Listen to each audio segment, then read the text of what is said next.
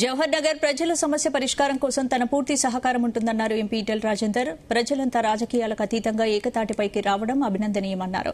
Jawahar Nagar dump yard వ్యతిరేక పోరాట అఖిలపక్ష నేతలు, జేఏసీ ప్రతినిధులు, స్థానిక ప్రజలు ఈటెలను కలిశారు. డంప్ యార్డు పరిసరాల్లో నివసిస్తున్న ప్రజల ఆరోగ్యం, జీవన ప్రమాణాలను దృష్టిలో పెట్టుకుని ప్రభుత్వం చర్యలు తీసుకోవాలని కోరారు. డంప్ యార్డు సమస్యపై గతంలోనూ తాను పోరాడానని, శాశ్వత పరిష్కారం కోసం అధికారులతో చర్చలు జరిపానని తెలిపారు. గత ఒప్పందాల ప్రకారం పనులు జరగాల్సిన అవసరం ఉందన్నారు. డంప్ యార్డు అంశాన్ని రాబోయే పార్లమెంటు సమావేశాల్లో ప్రస్తావిస్తానని ఈటెల రాజేందర్ భరోసా ఇచ్చారు.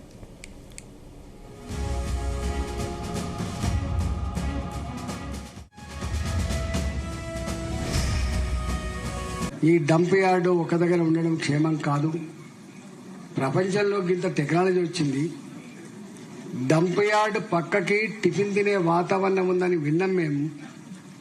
అక్కడ పడుకోవడానికి ఆస్కారం ఉన్నటువంటి గొప్ప ప్రాంతంగా ఇవాళ టెక్నాలజీ ఆ సౌకర్యం అందించిందని విన్నాం మేము.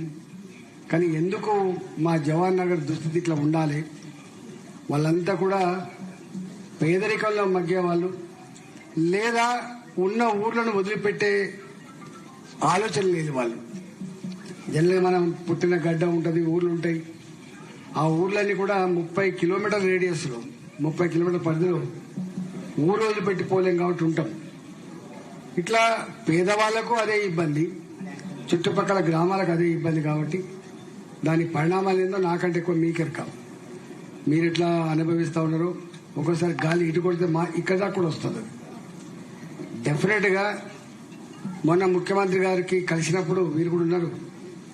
వాళ్ళ అన్నా నువ్వు అనుభవజ్ఞుడు కాబట్టి నీకంటే పెద్ద ఎక్కువేముంది, నువ్వు దీన్ని మీటింగ్ కండక్ట్ చేయి, దీనికి ఒక పరిష్కారం చెప్పని చెప్పింది నాకు.